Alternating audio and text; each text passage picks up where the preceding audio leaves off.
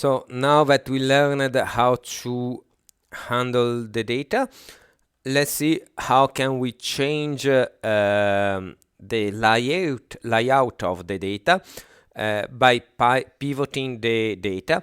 You have to know that there are two kind of layout that are equivalent to represent tabled data. We call them long and wide. As the name implied, long layout have a lot of rows and little fields, while wide layouts have many more columns and as few as possible rows. In a longer layout, each observation is a record, and we will have like first dimension, second dimension, third dimension, and then we'll have the value for that observation. And these are very easy to analyze and to handle, but for a human are not very informative, are very difficult because you have to scroll between rows to compare values. For a human, it's much more nice a wide layout like here, where you have a forest area and you have a year 2000, year 2020, and you have maybe the country here, or you may have the country here and here. So here it's much more easy to read and for the human mind to analyze.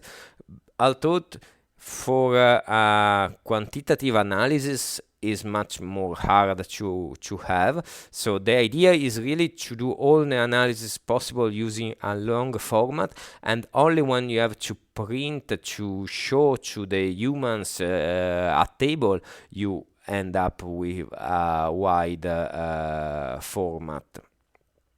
And here one precision is that Julia data frames handle only a single axis, both vertical and horizontal. So we don't have like in pandas the possibility to have multiple horizontal or vertical axes.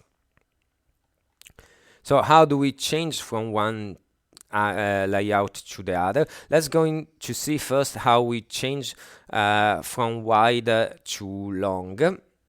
So in a wide to long, we want to specify which are the column that we want to stack, and we give we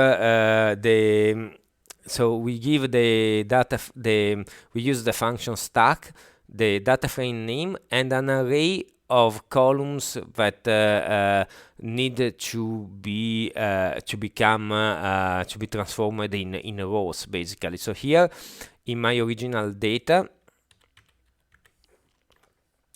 I have forest area and forest volume, and I want to stack this. Means that I want this information of being a forest area or a forest volume to go as a new column, and the value where we have two new columns, one describing the name of the variable and one describing the value of the variable. So if I do that, I think it's more easy to show it. So long df, as you can see, has more rows. So let me do it again a little bit here. So you can see here that I don't have any more forest area and forest volume column, but I have a single column named variable where I store the information if the associated value is a forest area or is a forest volume. So here I could have more, say if here I had the volumes per hectare and then another one density or whatever, I could stack all these variables here, and I would end up with long data frames where here in the variables I would have forest area, forest volume, volume per hectare, density, and here a value, the relative value. So I will still have only 4 columns. Of course, I can choose instead of saying the variable that I want to stack, only the variables that I do not want to stack, that has to remain as the ID variable using not.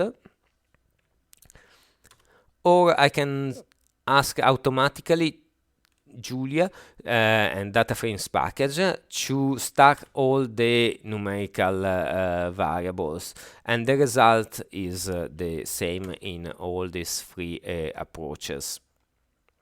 And automatically the column variable and value has been added with the content of the data of the variables that I did stack. If I want to do the opposite, I'm moving from this kind of layout to our original layout. And to do that, I need to use the function unstack, where I specify the data frame, the column that has to remain as row, that doesn't need to be unstacked, then the name of the column containing the information on that has to become each value here in this column a row, and the associated value that has to be the value that we fill the row with. So with unstack country here and variable value, I obtain the same data frame I departed from. Wide area, wide df.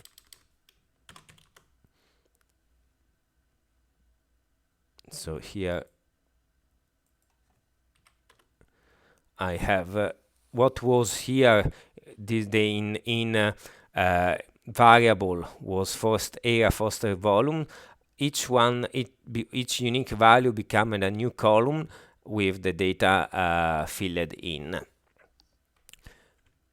I can also skip the information of the columns that has to remain as column, and in this case all that columns that are not the variable and value column are remain as column, and the result should be the same.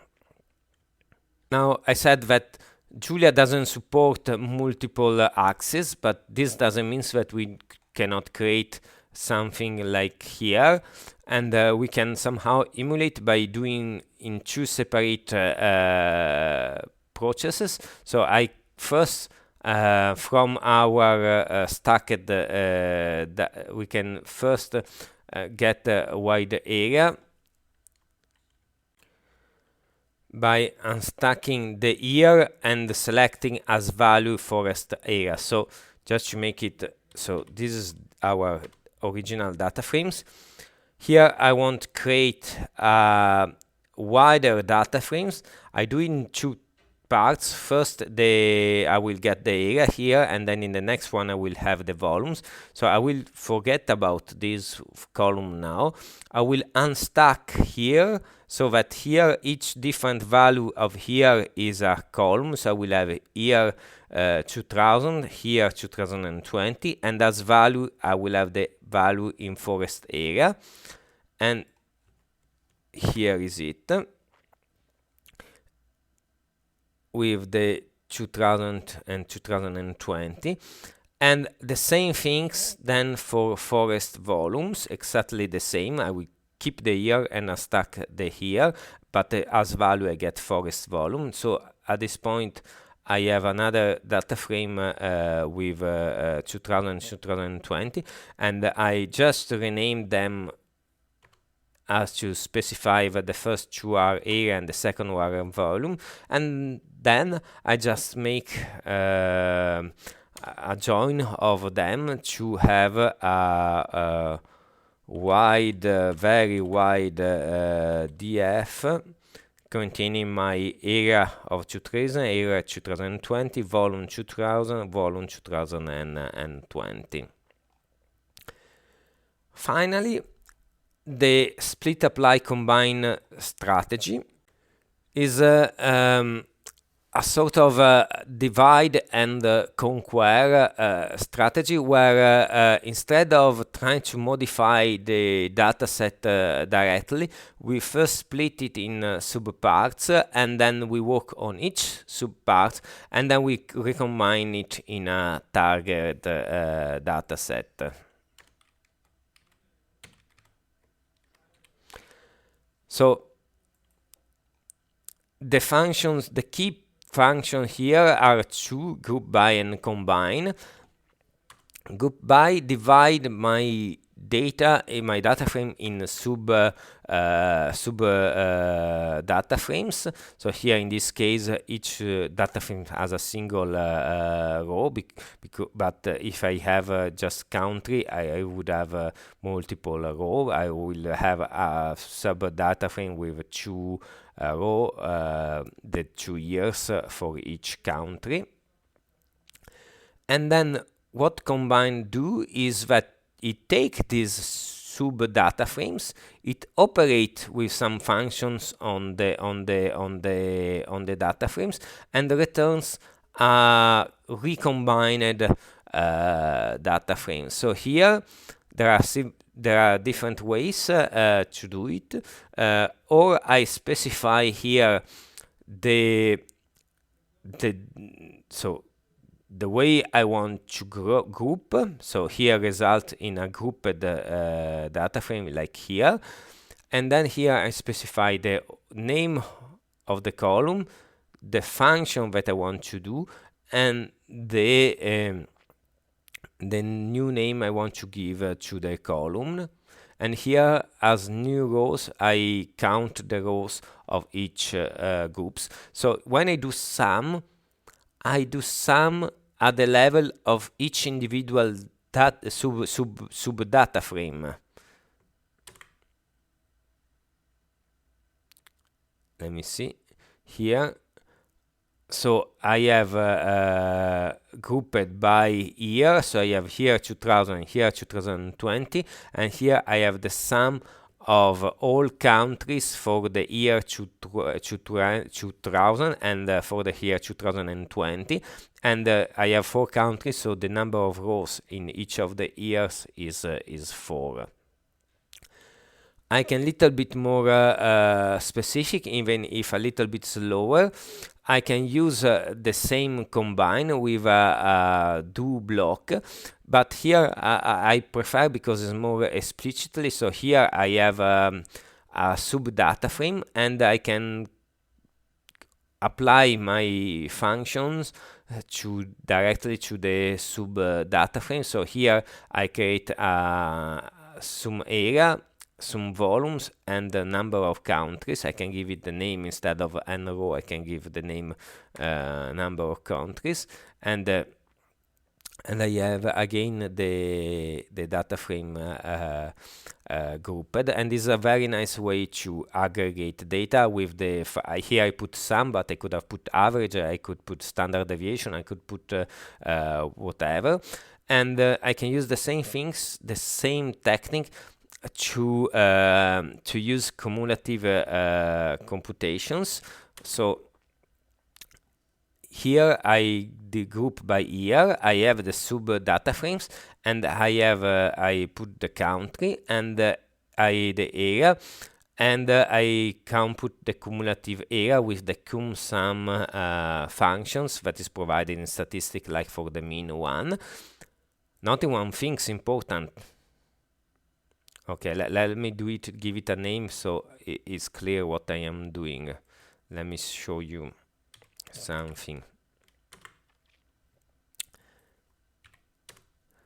So here, notice that we no longer have aggregate. When we aggregate, we reduce the dimension. So here, for each subgroup, we have some summary statistic. We have the sum.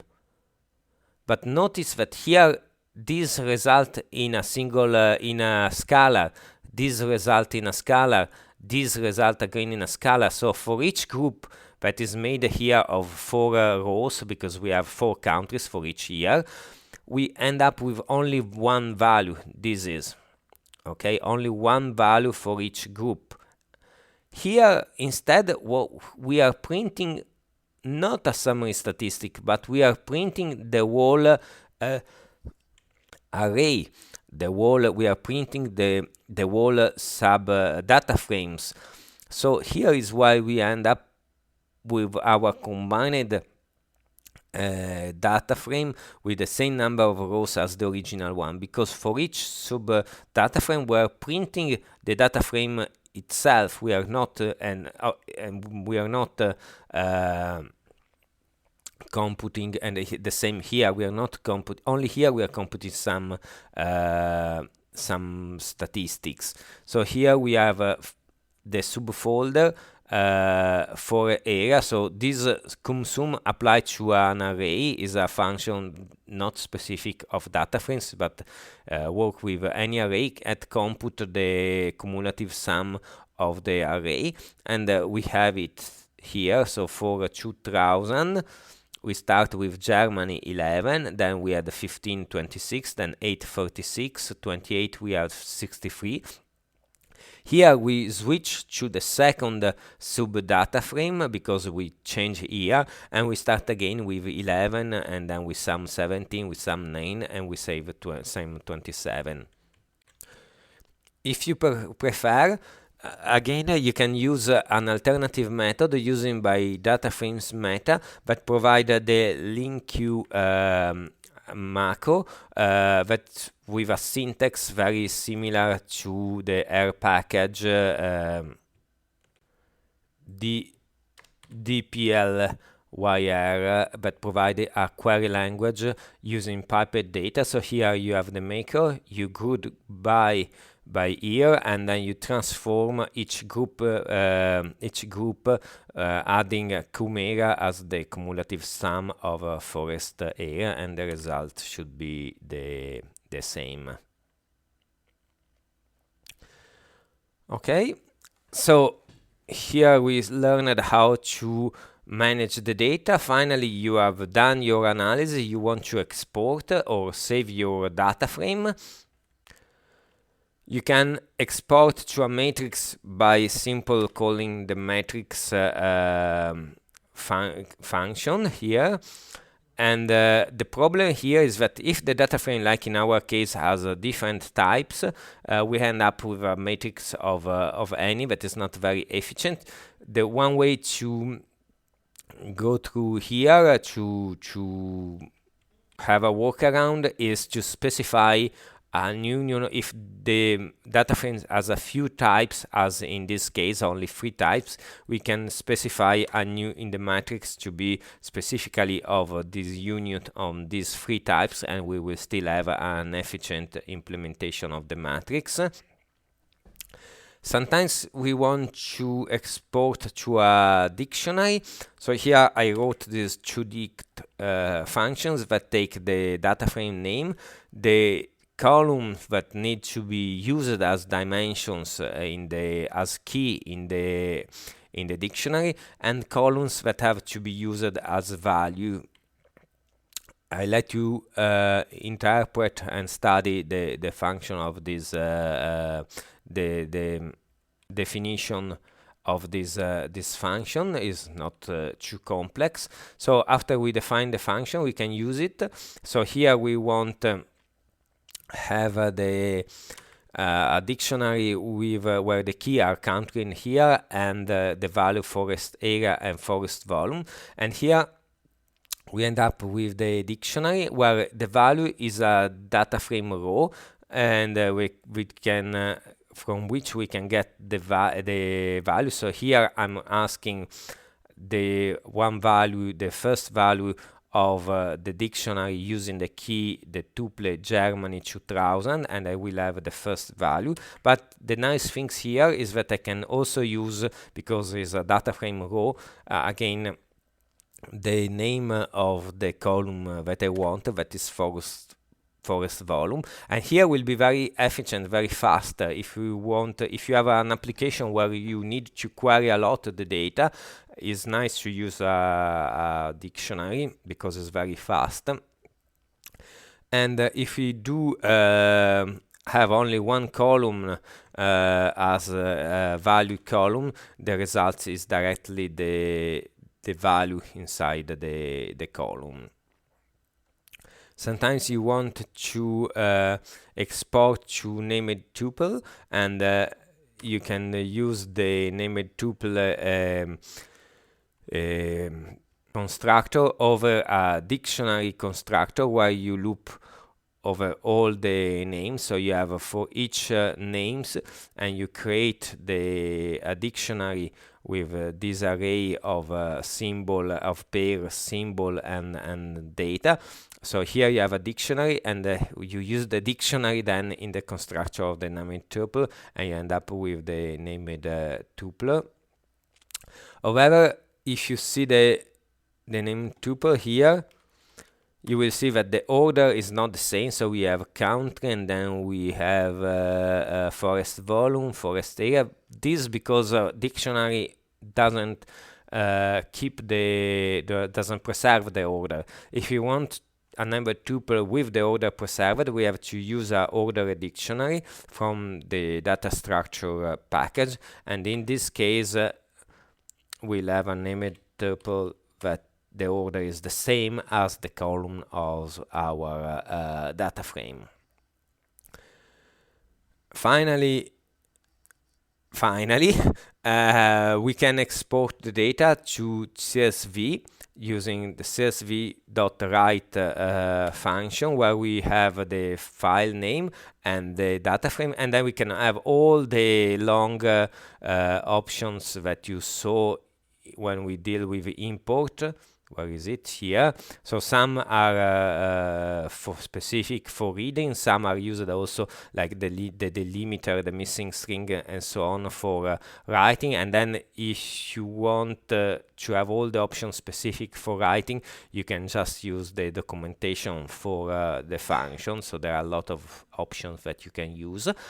And if you want to export to our open document spreadsheet, you can write O2 data and use a dictionary where you specify the sheet name, the row name, and the column name, and the data frame that you want to export. So here we'll export our data frame data on my sheet B3 onward. And I realize now I didn't put an export to Excel, but you can use the same package that we use to import the data from Excel, and it has a function also to export the data, but is the write table function. So xlsx dot write table function, and I let you check its documentation directly.